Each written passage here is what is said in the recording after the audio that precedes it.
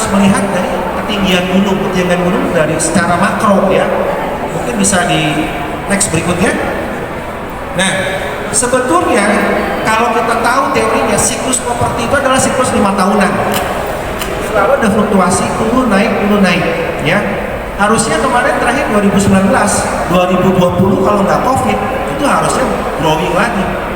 Cuman ada kondisi di mana tertahan karena faktor COVID sehingga properti itu stagnan. Sampai detik ini stagnan loh, bukan turun. Yang tadi saya bilang, cuman Kota Baru Parahyangan satu-satunya di Bandung yang harganya naik. Yang lainnya stagnan, ya.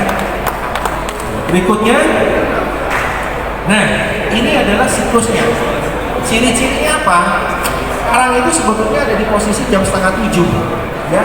Ciri-cirinya itu, kalau misalnya waktu zaman 2014, 15, 19 itu ya, itu mulai pengetatan suku bunga, terus KPR DP-nya dari 10% naik jadi 20%, 30%, itu artinya interest sudah mulai naik yang di jam 1.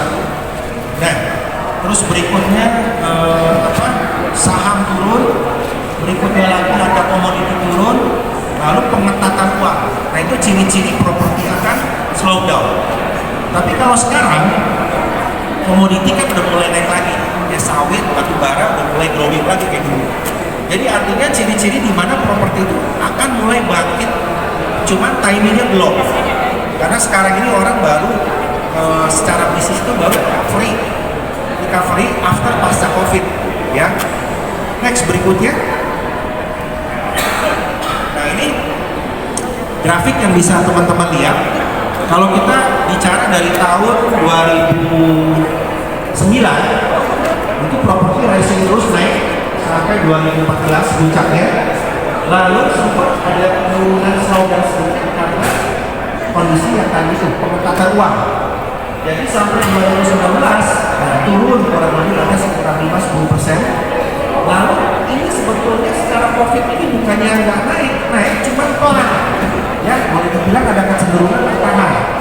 Nah sampai 2024 kemungkinan besar after pemilu 2024 itu akan rising lagi properti, ya.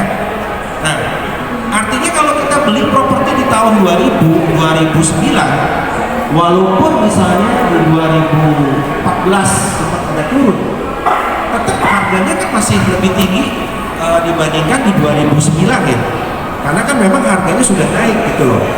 Yang kita flashback aja balik, misalnya dulu beli rumah 450 juta 15 tahun yang lalu, sekarang ada nggak 450 juta itu? Nggak ada. 450 juta sekarang rata-rata udah jadi 2M, ya. Kalau beli dulu 1M, mungkin sekarang udah jadi 4M. Dan kalau kita nggak invest di properti, itu kebanyakan duit itu kegerus inflasi. Lama-lama duit yang kita punya nggak kebeli gitu, ya. Nah, next berikutnya.